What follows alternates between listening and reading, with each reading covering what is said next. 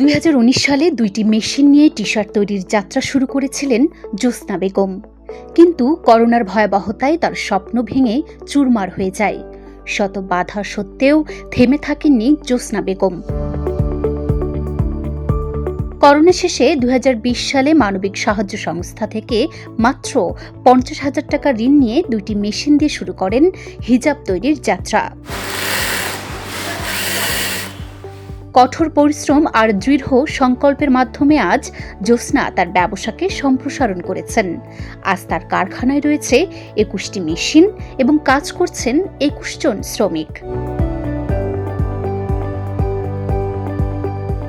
একসময় অন্যের কারখানায় কাজ করা এই অদম্য সাহসী নারী আজ নিজেই যোগাচ্ছেন কর্মসংস্থান। আমি জ্যোৎস্না বেগম।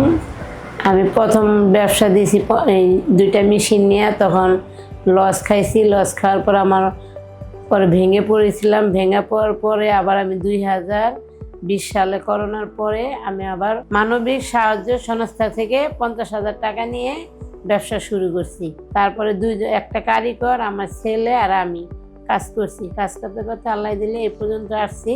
আর আমিও এক সময় মানুষের কাজ করছি, এখন আমি নিজেই কাজ দিই মানুষে। আল্লাহ দিলে আমি অনেক ভালো আছি। আর মানবিক সংস্থা থেকে আমাকে অনেক টাকা পয়সা দিয়ে হেল্প করতেছে। জ্যোৎস্না বেগমের গল্প আমাদের শেখায়, পরিশ্রম আর সংকল্প থাকলে কোনো বাধাই সফলতা আটকাতে পারে না। আর এমন হাজারো জ্যোৎস্না বেগমের জীবনে পরিবর্তন আনতে নিরলসভাবে কাজ করে যাচ্ছে মানবিক সাহায্য সংস্থা।